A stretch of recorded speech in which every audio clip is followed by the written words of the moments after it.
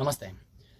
ವಸಂತ ಋತುವಿನಲ್ಲಿ ಅಂದರೆ ನಮ್ಮ ಶಾಸ್ತ್ರದಲ್ಲಿ 6 ಋತುಗಳ ಉಲ್ಲೇಖ ಇದೆ. 6 ಋತುಗಳು, ಆ 6 ಋತುವಿಗೆ ಅನುಸಾರವಾಗಿ ನಮ್ಮ ಜೀವನವನ್ನು ನಡೀತು ಅಂತಂದರೆ ನಾವು ಬಹಳ ಆರೋಗ್ಯವಾಗಿರ್ತೀವಿ. ಈಗ ವಸಂತ ಋತು ಪ್ರಾರಂಭ ಆಗ್ತಾ ಇದೆ. ಸೂರ್ಯದೇವನ ಪ್ರಕೋಪ ಅತಿ ಹೆಚ್ಚಾಗ್ತಾ ಇರುತ್ತೆ, ಬಿಸಿಲು ಜಾಸ್ತಿ ಆಗ್ತಾ ಹೋಗುತ್ತೆ. ಆ ಸಂದರ್ಭದಲ್ಲಿ ಏನಾಗಿರುತ್ತೆ ಅಂದರೆ, ಈ ವಿಂಟರ್ ಸೀಸನ್ನಲ್ಲಿ ಏನು ಆಗಿರ್ತಿಲ್ಲ, ಈ ಹೇಮಂತ ಋತು ಮತ್ತು ಶಿಶಿರ ಋತುವಿನಲ್ಲಿ ಆಗಿರ್ತಕ್ಕಂಥ ಏನು ಅತಿ ಹೆಚ್ಚು ಕಫ ಏನು ಜಮಾ ಆಗ್ತಾ ಇರುತ್ತಲ್ಲ, ಅದು ಏನಾಗುತ್ತೆ ಅಂತಂದರೆ ಈ ಒಂದು ವಸಂತ ಋತುವಿನಲ್ಲಿ ಸಂಪೂರ್ಣವಾಗಿ ಹೊರಗೆ ಬರ್ತಾ ಇರುತ್ತೆ. ಕಫದ ಪ್ರಮಾಣ ಪೂರ ಏನು ಒಂದಲ್ಲಿ ಜಮಾ ಆಗಿರುತ್ತಲ್ಲ, ಅದು ಹೊರಗಡೆ ಬರ್ತಾ ಇರುತ್ತೆ. ಅದಕ್ಕೋಸ್ಕರ ಈ ಒಂದು ವಸಂತ ಋತುವಿನಲ್ಲಿ ಬಹಳ ಜನರಿಗೆ ಏನಾಗುತ್ತೆ ಅಂದರೆ ಕಾಯಿಲೆಗಳು ಬರೋಕ್ಕೆ ಪ್ರಾರಂಭ ಆಗ್ತವೆ. ಏನು ಗಂಟಲ ಸಮಸ್ಯೆ, ಸೈನಸಿನ ಸಮಸ್ಯೆ, ಶ್ವಾಸ ತೊಗೊಳಕ್ಕೆ ಬರೋಂಗಿಲ್ಲ, ಕಣ್ಣಿನ ಸಮಸ್ಯೆ ಆಗ್ತಾ ಇರುತ್ತೆ, ತಲೆನೋವು, ಅರ್ಧ ತಲೆನೋವು, ಹೊಟ್ಟೆ ಸಮಸ್ಯೆ, ಹಸಿವಂತೂ ಆಗೋದೇ ಇಲ್ಲ, ನಿದ್ರೆ ಬರೋದಿಲ್ಲ. ಈ ರೀತಿ ಆಗೋದ್ರಿಂದ ಬಹಳ ದೊಡ್ಡ ಸಮಸ್ಯೆಗಳಾಗ್ತಾ ಹೋಗ್ತವೆ. ಯಾಕೆಂದರೆ ಅಗ್ನಿ ಮಾಂದ್ಯತೆ ನಡೀತಾ ಇರುತ್ತೆ. ಬಹಳ ಜನರಿಗೆ ಹಸಿನೇ ಆಗೋದಿಲ್ಲ, ಸಮಯ ನೋಡಿ ಊಟ ಮಾಡ್ತಾ ಇರ್ತಾರೆ. ಬಹಳ ದೊಡ್ಡ ಸಮಸ್ಯೆ ಆಗ್ತಾ ಹೋಗುತ್ತೆ. ಅದರಿಂದ ನೀವೇನಾದರೂ ಹೊರಗಡೆ ಬರಬೇಕಿತ್ತು ಅಂತಂದರೆ ಬಹಳ ಮುಖ್ಯವಾದಂಥ ವಿಚಾರಗಳು 4 ನಾನು ಹೇಳ್ತೀನಿ ಇವತ್ತು. ಆ 4 ನೀವು ಮಾಡಲೇಬಾರ್ದು. ಮೊದಲನೇದಾಗಿ ಬೆಳಗಿನ ಜಾವ ಮಲಗದೇ ಇರೋದು. ಅಂದರೆ ಬೆಳಗಿನ ಜಾವ ಯಾವುದೇ ಕಾರಣಕ್ಕೆ ಮಲಗಬಾರ್ದು. ಅಂದರೆ ದಿವಾಸ್ವಪ್ನ ಅಂದರೆ ಬೆಳಗಿನ ಜಾವ ಅಂತಂದರೆ ನಿಮಗೆ ಸೂರ್ಯೋದಯ ಅದಕ್ಕಿಂತ ಆಯಿತು ಅಂದರೆ ಮುಗಿತು, ಬೆಳಗ್ಗೆ ಸ್ಟಾರ್ಟ್ ಆಯಿತು ಅಂತ ಅರ್ಥ. 12 ಗಂಟೆ ಸಂಪೂರ್ಣವಾಗಿ ಏನಕ್ಕೆ ಸೂರ್ಯ ಭಗವಾನ್ ಇರ್ತಾನಲ್ಲ, ಆ ಸಂದರ್ಭದಲ್ಲಿ ಪೂರ ಬೆಳಗಿನಲ್ಲೇ ಬರುತ್ತೆ. ಹಾಗಂತ ನೀವು ರಾತ್ರಿಯಲ್ಲಿ 10 ಗಂಟೆ ಮಲ್ಕೊಂಡು ನೀವು 8 ಗಂಟೆ ಮಲ್ಕೋತೀರಿ ಅಂದರೆ ಅದು ಕೂಡ ಬೆಳಗಿನ ಜಾವ ಮಲ್ಕೊಂಡಂಗೆ ಆಗುತ್ತೆ. ಅದು ಬೆಳಗಿನ ಜಾವ ಯಾವುದೇ ಕಾರಣಕ್ಕೆ ಮಲಗಬಾರ್ದು. ಅದಕ್ಕೆ ದಿವ ಸ್ವಪ್ನ ಅಂತ ಕರೀತಾರೆ ಅದನ್ನು. ನಿಧಿಧ್ಯಾಸನ ಅಂತಂದರೆ ನೋಡಿ, ಎರಡನೇದು ಏನು ಅಂತಂದರೆ, ಊಟ ಮಾಡಿದ ನಂತರ ನೀವೇನು ಊಟ ಮಾಡ್ತಿರಲ್ಲ, ಹಸಿವೆ ಆಗದೇ ಮತ್ತೊಂದು ಏನೋ ತಿನ್ನಕ್ಕೆ ಹೋಗೋದು.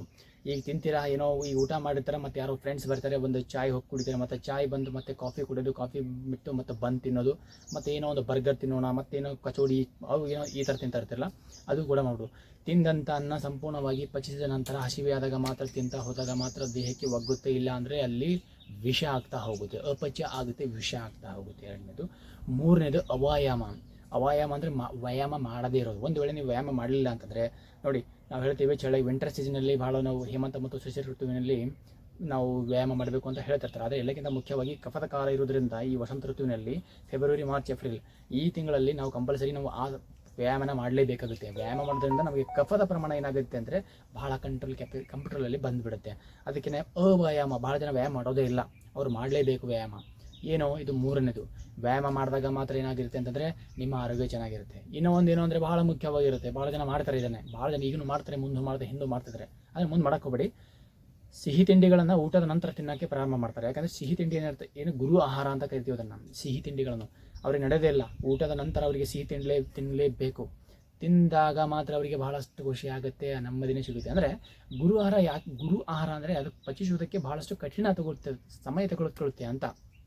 ಭಾರಿ ಆಹಾರ ಅಂತ ಕರೀತಾರೆ ಅದನ್ನು ನಾವು ಮೊದಲು ಸಿಹಿ ತಿಂದುಬಿಟ್ಟು ಆಮೇಲೆ ಊಟ ಮಾಡೋದು ನಮ್ಮ ಪ್ರತೀತಿ, ನಮ್ಮ ಶಾಸ್ತ್ರದಲ್ಲಿ ಇದೆ. ಆದರೆ ಏನು ಮಾಡ್ತಾರೆ ಭಾಳ ಜನ ಅಂದರೆ ಆಮೇಲೆ ಸಿಹಿ ತಿನ್ನೋದು, ಯಾಕೆಂದರೆ ಅದು ಅಪಚಯ ಆಗುತ್ತೆ ಅಂತ. ಒಂದು ವೇಳೆ ನಿಮಗೆ ಸಿಹಿ ತಿನ್ನಲೇಬೇಕು ಅಂತಂದರೆ ಈ ಜೇನುತುಪ್ಪ ಇರುತ್ತಲ್ಲ, ಅದ್ಭುತವಾಗಿರುತ್ತೆ ವೆಯ್ಟ್ ಲಾಸ್ ಮಾಡೋದಕ್ಕೂ. ಆ ಜೇನುತುಪ್ಪ ಸೇವನೆ ಮಾಡೋದು ಬಹಳಷ್ಟು ಉತ್ತಮವಾಗಿರುತ್ತೆ. ಯಾವ ರೀತಿಯಾಗಿ ಸೇವನೆ ಮಾಡ್ಬೋದು ಅಂದರೆ, ಅದನ್ನು ನೇರವಾಗಿ 2 ಚಮಚ ತೊಗೊಂಡು ತಿನ್ಬೋದು.